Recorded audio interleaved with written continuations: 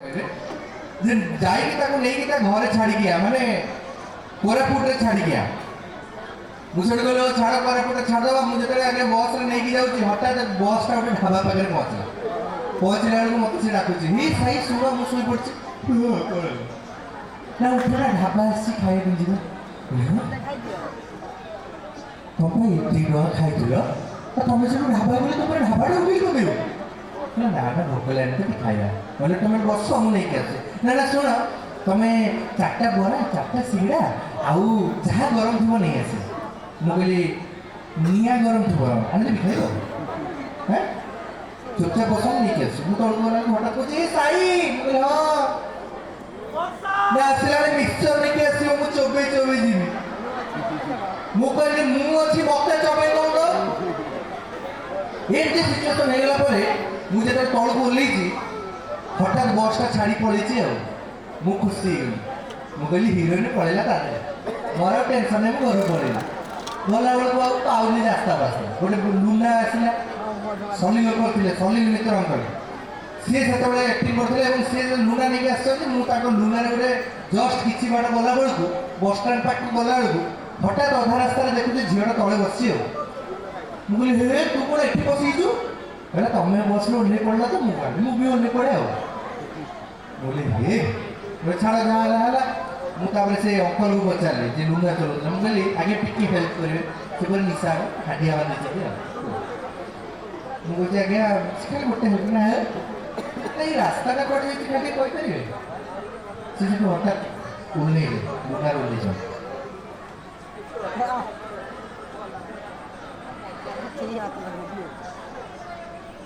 ମୁଁ 20 ବର୍ଷ ହେଲାଣି ଦେଖୁଛି ରାସ୍ତାଟା ଏଠି ଅଛି କୁଆଡ଼େ ଯାଇନି। ମୁଁ କହିଲି ନାଇଁ ଆଜ୍ଞା ରାସ୍ତାଟା ମୋତେ ଖାଲି କୁହନ୍ତୁ ଯେ ବସଷ୍ଟାଣ୍ଡଟା କୁଆଡ଼େ ଅଛି। ଓ ବସଷ୍ଟାଣ୍ଡ ଯିବ ଗୋଟେ କାମ କର ଜଙ୍ଗଲରେ ଢୁକିକା ଜଙ୍ଗଲ ଭିତରେ ଢୁକିକି ଯାବେ ତାପରେ ଡାହାଣକୁ ଯିବ ବାଁକୁ ଯିବ ତାପରେ ଡାହାଣକୁ ଯିବ ପୁଣି ବାଁକୁ ଯିବ ଯାଇକି ପହଞ୍ଚିଯିବ ବସଷ୍ଟାଣ୍ଡରେ। ମୁଁ କହିଲି ହଉ ତାହେଲେ ଲୋକାଲ ଲୋକ ଜାଣିଥିବେ କ'ଣ କରିଥିବେ। ମୁଁ ସେଠୁ କ'ଣ କରିଛି ମୁଁ ତାକୁ ଧରିକି ଜଙ୍ଗଲ ଭିତରେ ପଶିଯାଇଛି। ପଶିଗଲା ବେଳକୁ ସିଏ ଡରିଗଲାଣି ଆଉ କେତେ ଘନ ଜଙ୍ଗଲ ମୁଁ ଏଠି ଯଦି ମରିଯିବି ମୋ ଡେଡ୍ ବଡିକୁ ମୋ ବାପା ମା ପାଇବେନି। ମତେ ଲାଗୁଛି ଯେମିତି ଭାସ୍କର ଗାମାଙ୍କ ସାଙ୍ଗରେ ଆମେରିକା ଆବିଷ୍କାର କରିବାକୁ ଅଛି। ତାପରେ ମୁଁ ଛାଡ଼ିଦେବି ତୁ ବାଘମାନ 9ଟା ଡିନର କରିବି ତୋ ସାଙ୍ଗେ କିଛି କର କିଛି କର କିଛି କର କଣଟା କରିବି ମୁଁ ରଜନୀକାନ୍ତ ବସଷ୍ଟାଣ୍ଡଟାକୁ ଉଠେଇ ଆଣିବି ନା ଶନି ଦେବ ବସଷ୍ଟାଣ୍ଡଟାକୁ ଉଠାଣି ନା ନା ଉପରକୁ ଦେଖ ଉପରକୁ ଦେଖିଲା ବେଳକୁ ହଠାତ୍ ବର୍ଷା ଉଠେଇଛି। ବୋଲେ ହଁ ତ ବର୍ଷାଟା ହବ ଅଧିକାରେ କ'ଣ ଅଛି ଯାଉଛ ଜାଣିବ ବର୍ଷା ହେଲା ମୋତେ ଜ୍ୱର ହୁଏ ଜ୍ୱର ହେଲେ ମୋ ମୁଣ୍ଡ ବିନ୍ଧେ। ତାପରେ ବର୍ଷା ମୋ ମାମୁଁ ଝିଅ ଭୁନି ଯାହାକୁ କହିଲେ ସେ ଅଟକିଯିବ। ଯଦି ବଞ୍ଚିବାର ଅଛି ତାହେଲେ ଶୀଘ୍ର ଶୀଘ୍ର ଚାଲ ବରଯାତ୍ରୀ ଭଳିଆ ଚାଲ। ତେବେ ଏଇଭଳିଆ ସିଚୁଏସନ୍ ବହୁତ ହେଲା। ସିନେମା ସରିଲା ରିଲିଜ୍ ହେଲା ଏମିତି ଗୋଟେ ପରେ ଗୋଟେ ସିନେମା କରିଚାଲିଛି। ବର୍ତ୍ତମାନ ଆଗକୁ ମୋର ଯେଉଁ ସିନେମା ଆସୁଛି ସେ ସିନେମାର ନାଁ ହେଉଛି ସ୍ୱାଗ ରାଜା ଯୋଉଟାକି ଆବାଳ ବୃଦ୍ଧ ବନିତା ଇଚ୍ ଆଣ୍ଡ ଏଭ୍ରିୱାନ୍ ଦେଖିବା ଦରକାର ସମସ୍ତେ ଦେଖିବା ଦରକାର ଏବଂ ଆଶା କରିବି ଆପଣମାନେ ସିନେମାଟିକୁ ଦେଖିବେ ଏବଂ ଢେର ସାରା ଭଲ ପାଇବା ଦେବେ ନା ନାହିଁ ବଢ଼ିଆ।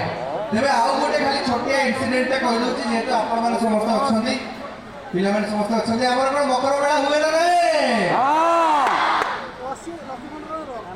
ମେଳା ଫେଳା ବୁଲ ନା ନାହିଁ ଘରେ ଆମର ହାଣ୍ଡିଆ ଫାଣ୍ଡିଆ ହୁଏ ନା ନାହିଁ ଅଧା ଆମର ମିକ୍ସରେ ଆସିଲା କ'ଣ ଆସିଲା ହାଣ୍ଡିଆ ହୁଏନି ତ ନା ନା ଭାଗ ମଜା ନୁହେଁ ବେ ହୁଏନି ସତ କୁହ ହୁଏନି। ହଉ ଛାଡ଼ ସିଆଡ଼କୁ ଯିବନି କେହି ହେଲା ବୁଝିଲ ନା ନାହିଁ। ହଁ ତ ଆମର କି ହେଇଛି ଆମ ଭାଷାର କଥା ହେବି ଆମ ଭାଷା ଟିକେ ଯିବ ତ ଆମର କି ହେଇଛି ଆମ ଘର ପଛଆଡ଼େ ମାନେ ମୋ ଘର ହେଉଛି ବାରିପଦାରେ।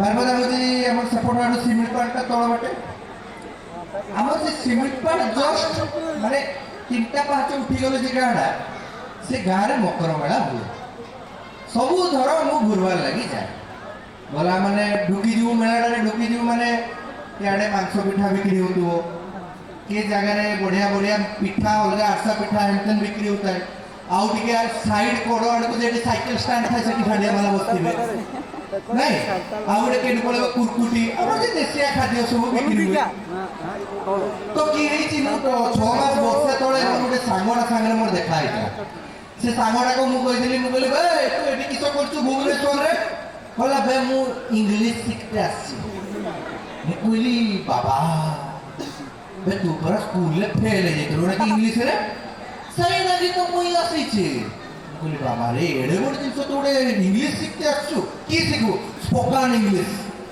ମୁଁ କହିଲି ବାବା ସ୍ପୋକେନ୍ ଇଂଲିଶ ଶିଖିବା ପାଇଁ ଆସିଛୁ କେଡ଼େ ବଡ଼ କଥା ବହୁତ ବଢ଼ିଆ କଥା ଦେଖି ତାପରେ କ'ଣ ହେଇଛି ମୁଁ ଯେତେବେଳେ ଆଗେ ମକର ମେଳା ଯାଇଛି ହଠାତ୍ ଗଲାବେଳକୁ ତା ବାପା ଷ୍ଟେଜରେ ଆନାଉନ୍ସମେଣ୍ଟ କରୁଛନ୍ତି ତା ବାପା କହୁଛନ୍ତି ଆଜି ମୋର ପୁଅ ଆପଣ ମାନଙ୍କର ସାମ୍ନାରେ ଇଂରାଜୀରେ ସ୍ପିଚ୍ ଦବ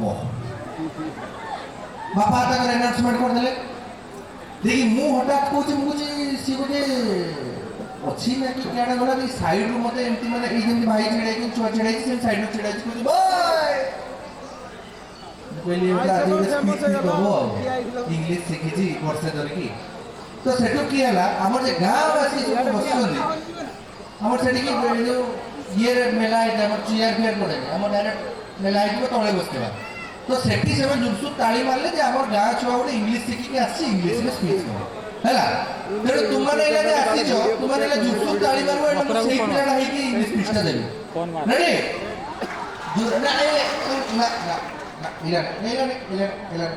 ମୁଁ କହିବି 1 2 3 କହିଲେ ବେଡ଼େ ଜୋର ମାରିବ କାଲି ହେଲା ମୁଁ ଏଇଲା ମୁଁ ନାହିଁ ସେଇ ପିଲାଟା ହେଲା ରେଡି